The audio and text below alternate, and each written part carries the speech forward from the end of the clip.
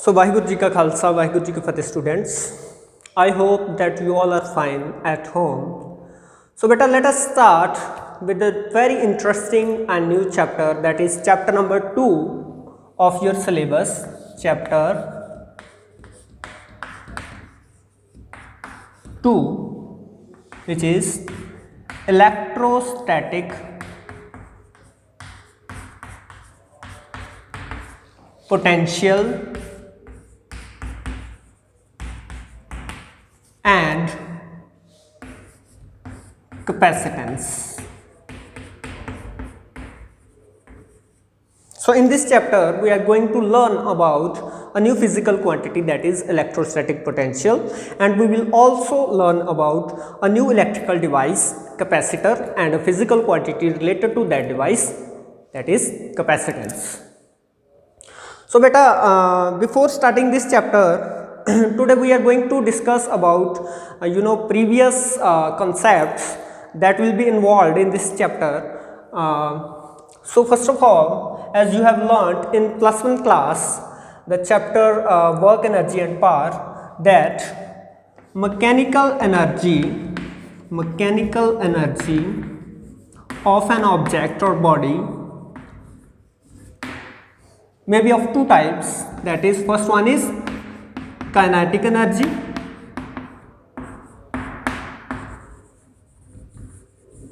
second one is potential energy.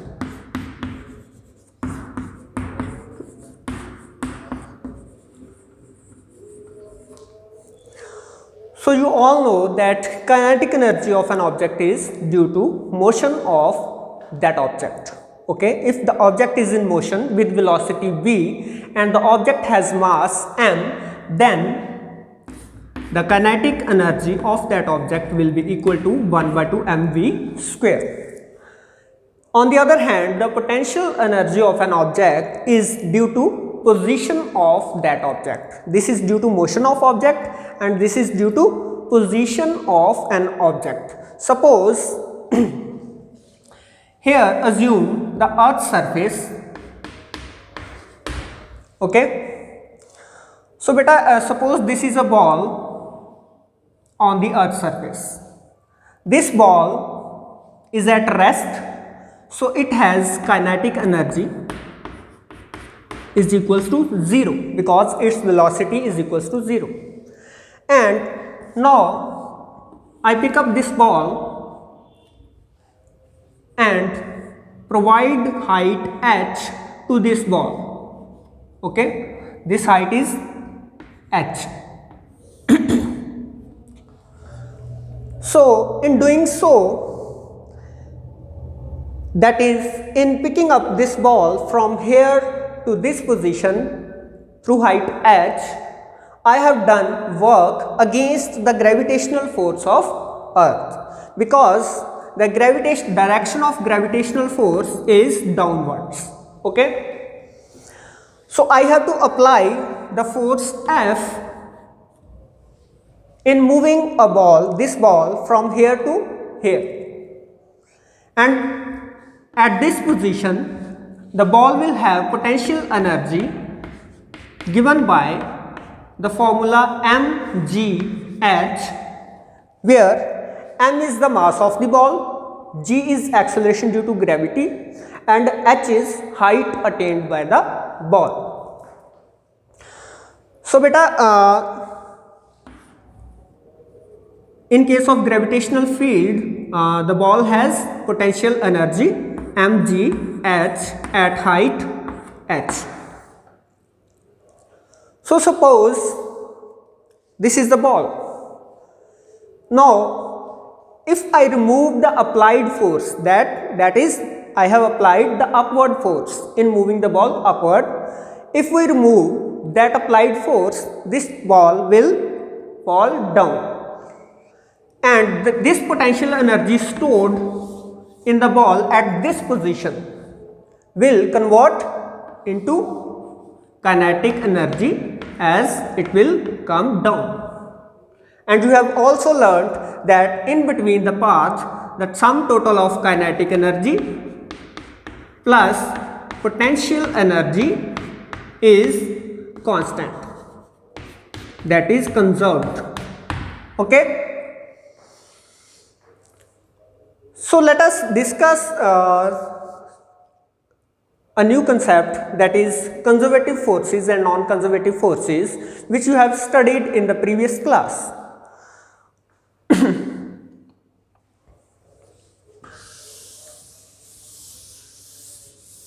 I am just providing you the previous knowledge so that we can easily understand the chapter number 2, that is electrostatic potential and capacitance. So beta, you all know, you have studied about conservative and non-conservative forces in the previous chapter. Let us recap conservative forces, and here non-conservative forces. As you have already done, that suppose in case of conservative forces, we have an object at position A and we want to move this object from position A to position B. So if we want to move an object from position A to B, we have to do work against the conservative force, or the work can be done by the conservative force. Suppose we are doing work against the conservative force. So if we have to do the work against conservative force, we have to apply force, external force. Suppose I follow this path from going A to B. Okay, let us take this path as path number 1. So I have to do work in going from point A to point B. Let us take that work be equal to W1. So if some other guy, let us take an example that some other student is going to take this ball or object from A to B through this path, that is path number 2. So work done in moving the object from A to B via this path is equals to W2. And if I take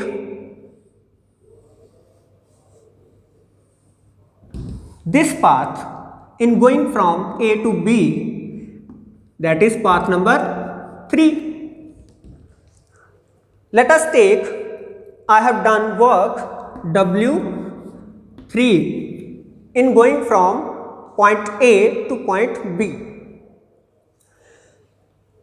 So in case of conservative forces, what will happen? These 3 work done will be equal, that is W1 is equals to W2 is equals to W3.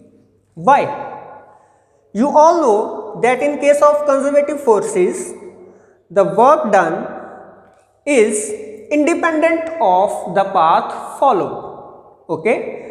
If we move a body from initial position A to final position B, the work done in moving a body is path independent in case of conservative forces.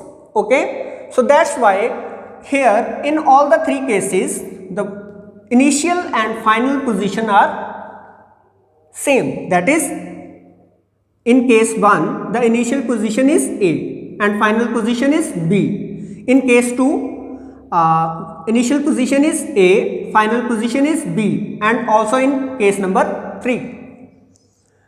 So as in case of, I have told you that in case of conservative forces, the work done is independent of the path followed and it only depends upon the initial and final position. So that's why in case of conservative forces, W1 is equals to W2 is equals to W3. Okay.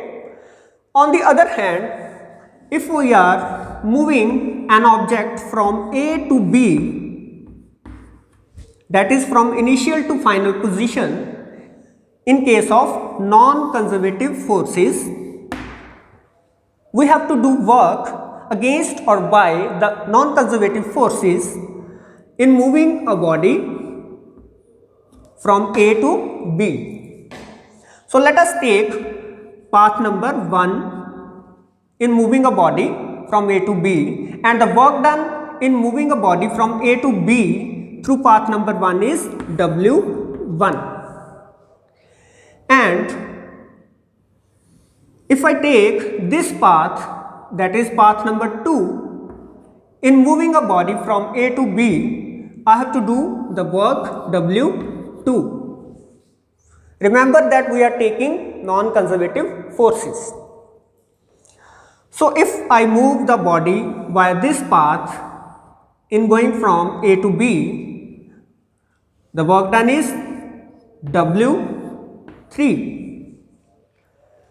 So if the forces involved are non-conservative forces, then W1 will not be equal to W2, will not be equal to W3. Why it happens? Because in case of non-conservative forces, the work done depends upon the path followed. Okay. So if we change the path followed, the work done will be changed. Okay. So next, second point, in case of conservative forces, if we take the round trip, that is cyclic trip from A to B, suppose we are going from A to B, in case of conservative forces, we are going from A to B and then coming back from B to A. Okay. So this is the round trip, or you can say we have followed the cyclic path. Okay. So WABA, that is work done in this round trip or cyclic path, will be equal to 0 in case of conservative forces. So why it happens? Because as we all know that work done in this case is path independent.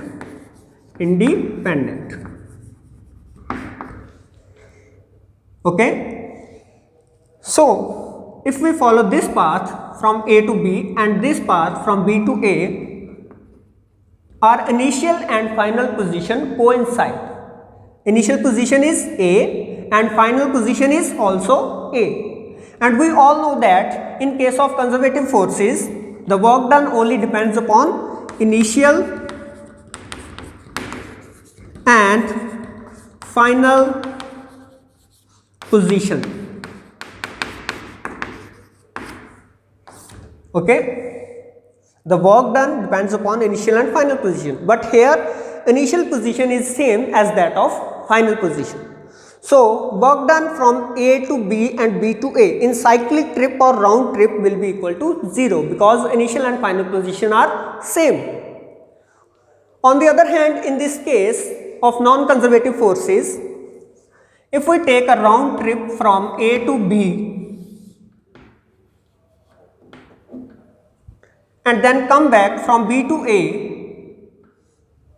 okay, the work done during this round trip, that is WABA, will not be equal to 0. Okay. So why it happens? Because in this case the work done W is path dependent. Okay. And here in this case we will do work in going from A to B. then we have to do work in going back from B to A. So the work done, total work done in a round trip will be equal to WABA, which will not be equal to 0, okay, because the work done is path dependent. It does not only depend upon the initial and final position, it also depends upon the path followed. So both the work done from A to B and B to A will add, okay. So students, you all know that the examples of conservative forces are,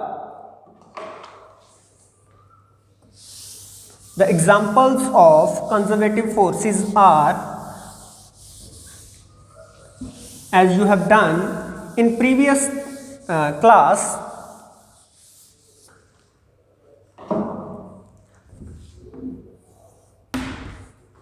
conservative forces.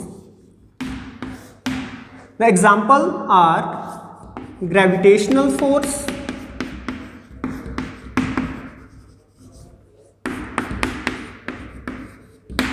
number 2 is spring force, number 3 is electrostatic force, which you have done in previous chapter, that is chapter number 1, electrostatic force, and number 4 is magnetic force,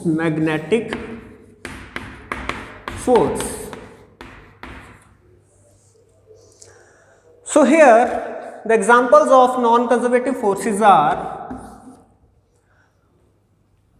viscosity, viscous force, you can say viscous force, and then tension,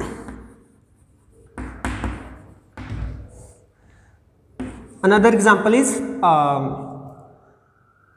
viscous force, and second one is tension, third one is normal force,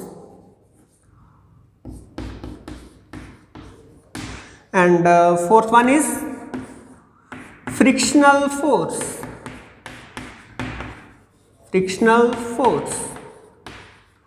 So these are the examples of conservative forces and these are the examples of non-conservative forces.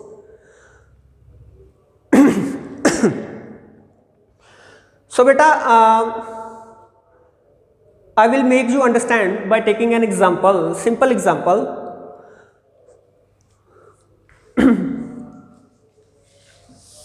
That you have done already. Suppose this is the earth's surface, okay, and here is a ball. You have done in previous class, that is class +1, that if you take this ball up to height h from here to here, so the ball, if the ball is having mass m, the ball will acquire potential energy is equals to mgh here. So this potential energy will be stored in this ball at height h. Basically we have to do the work against the gravitational force, because gravitational force is downward and we have to apply the force in upward direction, external force in upward direction to move the ball from here to here. And this, so we have to do work against the gravitational force.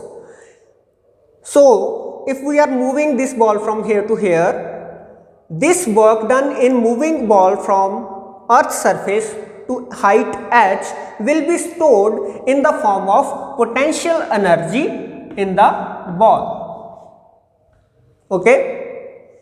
So suppose now if I remove, this is the ball, if I remove the applied force, external applied force, what will happen? This ball will fall down, okay, and the whole potential energy which is stored in the ball will get converted into kinetic energy, okay.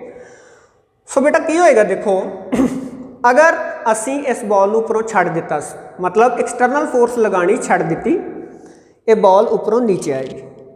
Okay, so जिहड़ी potential energy इत्थे store सीगी वो kinetic energy दे विच convert होएगी। Clear. हुण ball नूं मैं सीधा ले जाया through a straight line path, I have taken this ball from here to here. So if I take this ball by this path to height h, what will be the potential energy? mgh. Work done will be equal to mgh. Okay, so if I follow this path, suppose I follow this path in taking a ball from here to here, here to here, this is path 1, this is path 2, this is path 3. In all the cases, suppose in case of path 1 work done is W1, in case of path 2 work done is W2, and in case of path 3 work done is W3. The force involved, sorry, the force involved is basically gravitational force against which I have done work. Okay, so the gravitational force is an example of conservative force.